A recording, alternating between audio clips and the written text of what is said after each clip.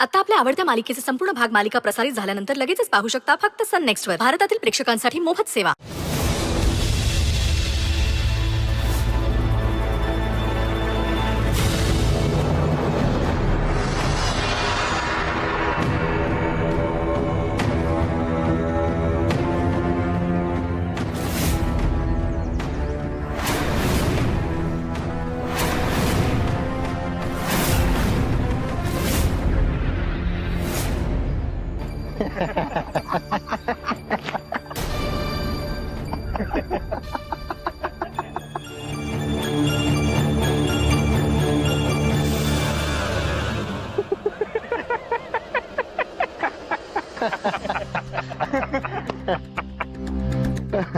काय मग बॉस, मस्त चमका दिया ना.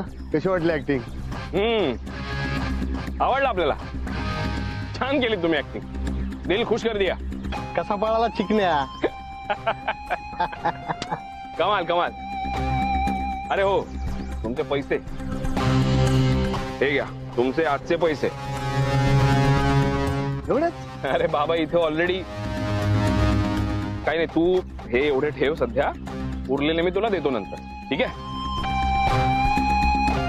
आणि हो, या पुढे जर कधी तुमची गरज लागली तर मी स्वतःहून कळवेन तुम्हाला.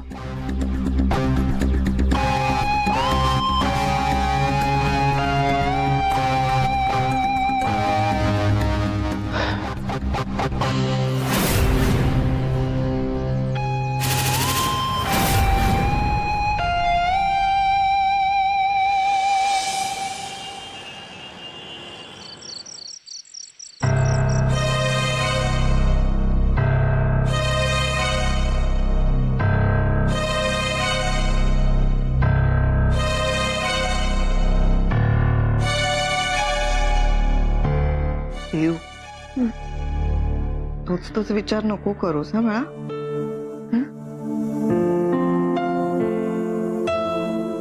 कसा मुलगा होता नाही तो. देवानेच वाचवलं म्हणायचं. पण जे काही झालं त्याच्यावर तू खरंच विचारच करू नकोस बरं. आणि मी बाबाशी बोलते. उगाचच घाई कशाला.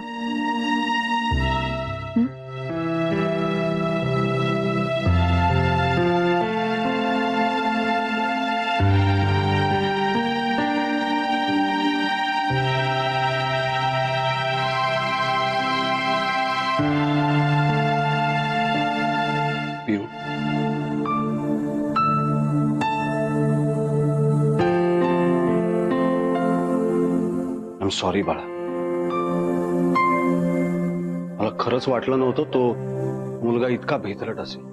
खरंच सॉरी. बाबा प्लीज, तू सॉरी नको म्हणूस. हे बघ, तू मला कोणाशी लग्न करायला सांग, मी नाही म्हणणार नाही. पण चुकलो ग. तुला असं एकटीला पाठवायला नको होतं. चूक झाली. नाही बाबा, प्रश्न एकटीने जाण्याचा नाहीये. मी याच शहरात वाढलीये, सगळीकडे एकटीच जाते. आणि या छेड काढणाऱ्यांना वगैरे मी घाबरत नाही आणि सहनही नाही करत. ते कॉलेजमध्ये चांगलं चोपून काढलं 1-2 जणांना.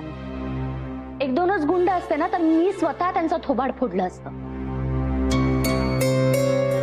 प्रश्न हा आहे की तू मला कोणासोबत पाठवतोस.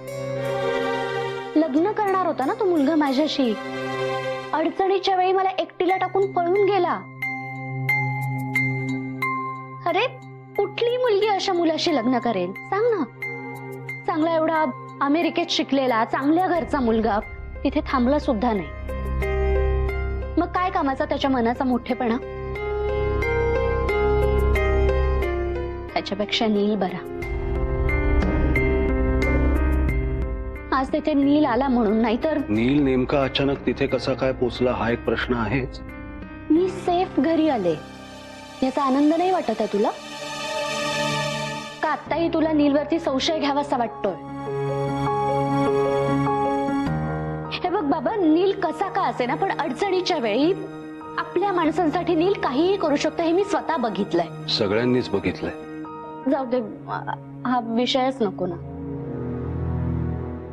तू एखादा मुलगा बघ, मी तुला काहीही प्रश्न विचारणार नाही. मी लग्न करायला तयार आहे, पण एवढी खात्री करून घे की अडचणीच्या वेळी तुम्हाला एकटीला टाकून नाही निघून जाणार. बाकी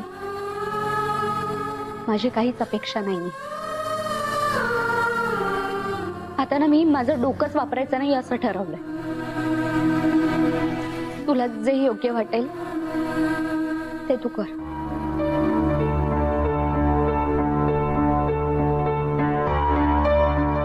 हे बघा, आम्ही कोणीही विरोध करत नाही आहोत. फक्त खरंच सांगा, इतकी घाई का करताय? प्रिया तुमच्या शब्दाच्या बाहेर नाहीये, तुम्हाला माहितीये ना. मग थांबा ना जरा, विश्वास ठेवा पिऊवर. आणखी एक, तुम्हाला कदाचित राग येईल, पण तरी ऐकून घ्या. तुम्हाला नील आवडत नाही हे मान्य आहे, आणि हे सारखं सारखं बोलून दाखवू नका. तुम्ही पिऊला दुखावताय. नाही बोलणार, प्रॉमिस. आणि यापुढे कोणाचीही तुझ्याशी भेट घालून देण्याआधी तो मुलगा, घरचे, एकूण बॅकग्राऊंड कशी आहे याची मी स्वतः नीट शहानिशा करून घेईन. प्रॉमिस.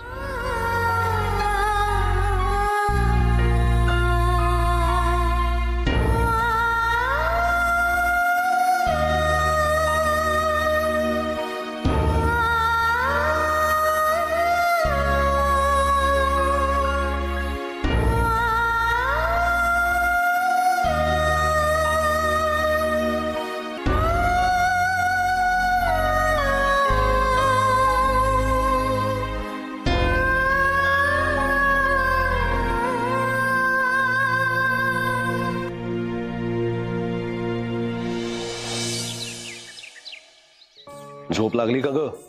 कसली झोप? रात्रभर विचार करत होते कोर्टात काय बोलायचं म्हणून. शेवटी भाषण लिहून काढलं सगळं. बापरे.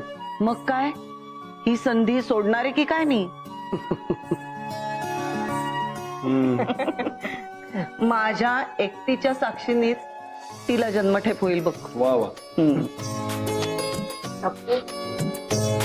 आई अगं, सकाळचा एकदा तरी चहा घेऊ देत.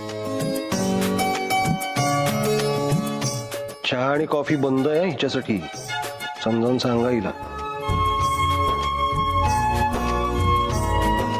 कॉफी तर पूर्णपणे बंद, चहा अधूनमधून चालेल एक वेळ.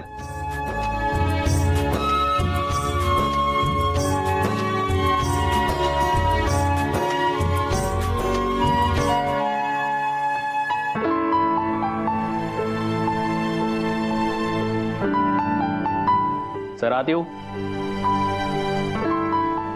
अरे ये कबीर, बस ना. चहा चालेल ना?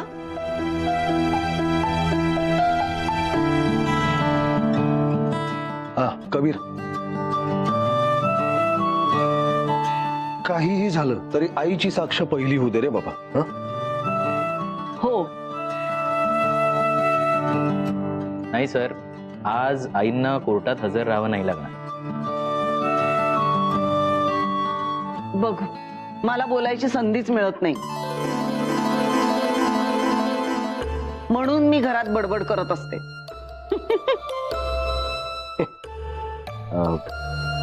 बरं सर, प्रिया कशी आहे? तुला कसं कळलं? सर, माझं काल रात्री अर्पिताशी बोलणं झालं तेव्हा त्यांनी सांगितलं.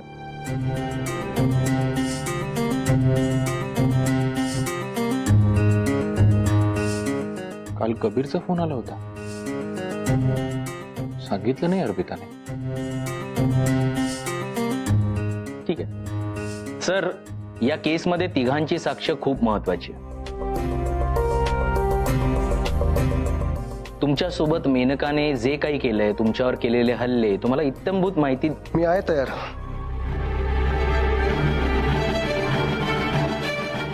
आणि सगळं व्यवस्थित सांगेन. अगदी तारीख, वेळ, वार काही विसरलेलो नाही मी. आणि मॅम, तुम्हालाही कोर्टात हजर राहावं लागेल, साक्ष द्यावी लागेल. तुमच्यासोबत जे काही घडलंय, तुमचं झालेलं अपहरण, नीलचं इथे येणं, हे सगळं तुम्हाला सांगावं लागेल. तिचा वकील सगळ्यात जास्त प्रश्न तुम्हाला विचारेल. मला का? हो, कारण मेनकाला हे माहिती आहे की सर आणि अर्पिता साक्ष देताना ठाम असतील. तुम्ही भाऊक असल्यामुळे तुम्हाला जास्त प्रश्न विचारले जातील. कोर्टात असले डावपेच चालतात, त्यामुळे तुम्हाला जास्तीत जास्त प्रश्न विचारले जातील, पण तुम्ही घाबरू नका. चला, मी सुटले.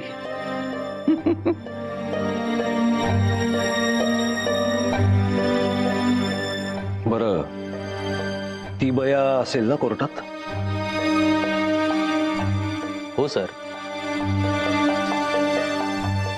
मेनका कोर्टात हजर असेलच, कारण पहिली सुनावणी आहे आणि पहिल्या सुनावणीला आम्हाला आरोपीला कोर्टात हजर करावंच लागतं. नाही, तसं असेल तर ही कोर्टात येणार नाही.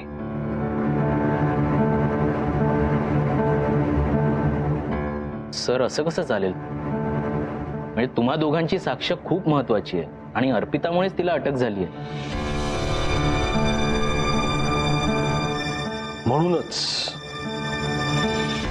म्हणूनच ही मुलगी मेनका समोर येणार नाही.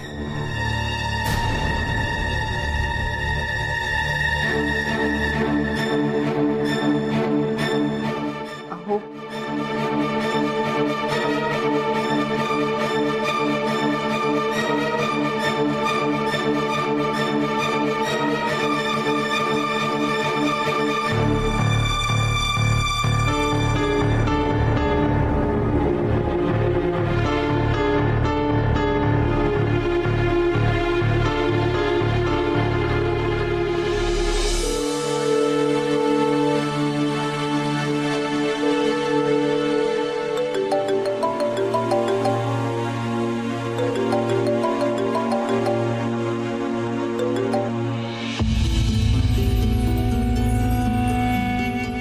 कशी आहेस प्रिया?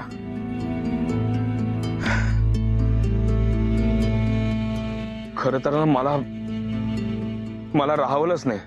खूप विचार केल्यानंतर मी तुला आता फोन केलाय. प्रिया, मला तुझी अवस्था बघावत नव्हती ग. हे बघ प्रिया, मला माहिती आहे की आपल्यात आधीसारखं काही उरलं नाहीये, पण अगं आपल्यात जे काही होतं ते विसरणं सुद्धा इतकं सोपं नाहीये ना. आणि माझ्यासाठी तर ते सगळं विसरणं अशक्यच आहे. आता कदाचित पूर्वीसारखं फक्त बोलण्यासाठी का होईना, तुझा आवाज ऐकण्यासाठी का होईना, एक फोन करणं सुद्धा शक्य होणार नाही. पण याचा अर्थ हा नाहीये की तुला जर कधी माझी गरज लागली तर तू मला फोन करायचा नाही. पण प्रिया, एक गोष्ट लक्षात ठेव, आपल्यात कुठल्याही प्रकारचं नातं नसलं तरी तुझ्या एका हाकेवर मी तुला कुठलीही मदत करायला लगेच पोहोचेन. नेहमी लक्षात ठेव. आणि हे बघ, तू खूप स्ट्रॉंग आहेस. मला माहिती आहे ना, तू स्वतः या अख्ख्या जगाशी एकटी लढू शकतेस. तू काहीही करू शकतेस प्रिया. पण कधी कधी आपल्या जवळचा, आपल्या हक्काचा माणूस जर आपल्या सोबत असला ना, तर आपली ताकद अजून वाढते. खूप छान वाटतं ते. प्रिया, तू कोणाशीही लग्न कर, माझं काही म्हणणं नाहीये. तुला एक सहीच हवी आहे ना फक्त? ठीक आहे, करेन मी सही त्या पेपर्सवर. कायमचं मोकळं करेन मी तुला आपल्या नात्यातून. पण तू प्लीज एक गोष्ट ऐक प्रिया, अशा कुठल्याही पळपुट्या माणसाला तू तुझ्या आयुष्यात येऊ देऊ नकोस. असं काहीही करू नकोस ज्यामुळे तुला यापुढे त्रास होईल. प्लीज प्रिया, एवढंच सांगायचंय मला तुला. प्रिया, ऐकतेस ना तू? हॅलो? ए ए प्रिया, प्लीज प्लीज तू रडू नकोस ना ग. तुला माहिती आहे तू असं रडलेलं मला आवडत नाही. प्लीज. हॅलो प्रिया, बोल ना काहीतरी. हॅलो प्रिया.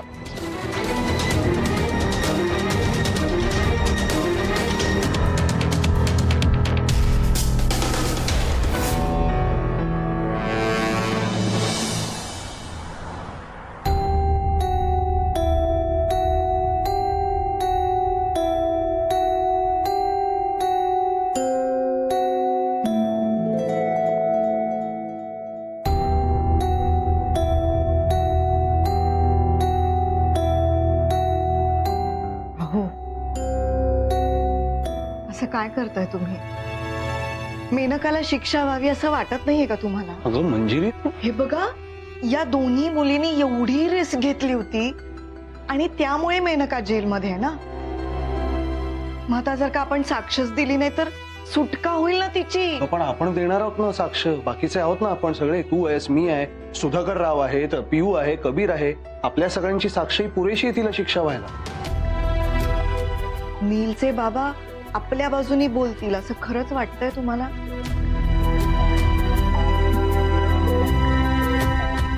मला असं वाटतंय अर्पिताची साक्ष खूप महत्वाची असणार आहे. किती काय काय गोष्टी घडून गेल्यात. अगदी तो कारचा अपघात ते परवा. मंजिरी, हे बघ, ही मुलगी मेनका समोर यायला नकोय मला. अहो, तिथे कोर्टात काय होणार आहे? मला सांगा, जज समोर तिने काहीही केलं तरी तिची कधीच सुटका होणार नाही एवढं तर तिला कळत असेल. इतका टोकाचा मूर्खपणा करेल का ती? मेनकाला माझ्यापेक्षा तू जास्त ओळखतेस का ग? नाही. विकृत आहे ती बाई. ती आधी गुन्हे करते मग विचार करते. बरं, वकिलांची फौज तर उभीच असते हिच्या बाजूला सतत. आणि कोणाचं नुकसान, विशेषतः आपल्या फॅमिलीचं नुकसान करायचं असेल तर ती स्वतःचं नुकसान होत असेल तरी पुढे मागे बघणार नाही. पण तिथे कबीर असेल, पोलीस संरक्षण असेल. मला खरंच असं वाटतं अर्पिताने साक्ष देणं खूप गरजेचं असेल. अहो, दृष्ट लागणं या गोष्टीवर माझ्यापेक्षा तुझा जास्त विश्वास आहे ना. मेनकाला ज्या क्षणी हे कळेल की ही मुलगी प्रेग्नंट आहे त्या क्षणी ती शांत बसणार आहे. अगं, ते विचारही इतके घाणेरडे करायला लागेल ना, त्याचाही परिणाम. आणि आत्ता या बाळाला सर्व प्रकारे प्रोटेक्ट करणं, त्याचा सांभाळ करणं, त्याची काळजी घेणं हे आपल्यासाठी सगळ्यात जास्त महत्वाचं नाही का? सगळ्यांसाठीच. आणि मला माहिती आहे की हिची साक्ष महत्वाची आहे, मान्यच आहे मला. दुसरा काही मार्ग असेल तर एक वेळ ठीक आहे, पण काहीही झालं तरी कुठल्याही परिस्थितीत ही मेनका समोर फिजिकली येता कामा नये. आणि हा निर्णय फायनल. मला वाटतं गौतमला भीती वाटते. मी ही भीती समजू शकतो आई, पण कोर्टामध्ये घाबरण्याचं काहीच कारण नाहीये.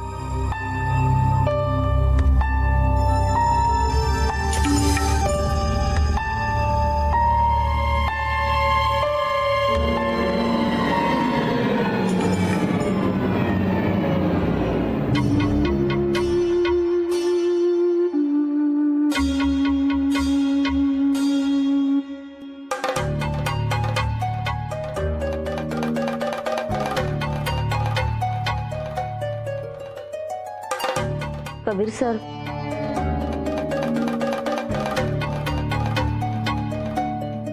बाबांना असं वाटतंय की मी कोर्टात येऊ नये.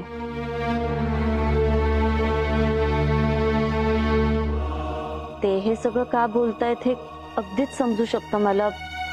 त्यामुळे सॉरी, मी नाही येऊ शकत.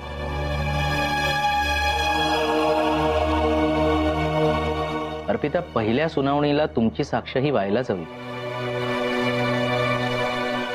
ती जर का नाही झाली तर तिचे वकील याला कसं इंटरप्रेट करतील हे सांगता येणार नाही सर. कबीर, या अशा अवस्थेत आणि विशेषतः मेनका समोर हिनी जाणं मला सेफ नाही वाटत. ठीक आहे सर, मी बघतो वेगळा काही पर्याय निवडता येतोय का. या प्रेग्नंट आहे हे कारण देऊन मॅजिस्ट्रेट समोर व्हिडिओ स्टेटमेंट घेता येईल का हेही विचारून घेतो.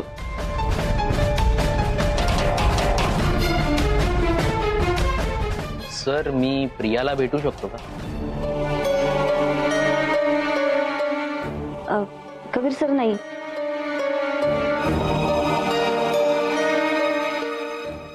म्हणजे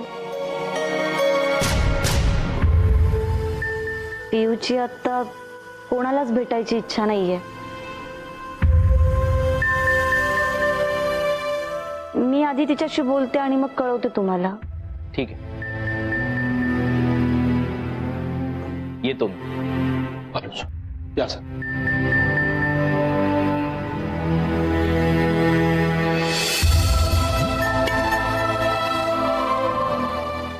बरं आजी, आई, मी पिऊकडे बघते जरा. बघते तिला काही खायला हवंय का. अरे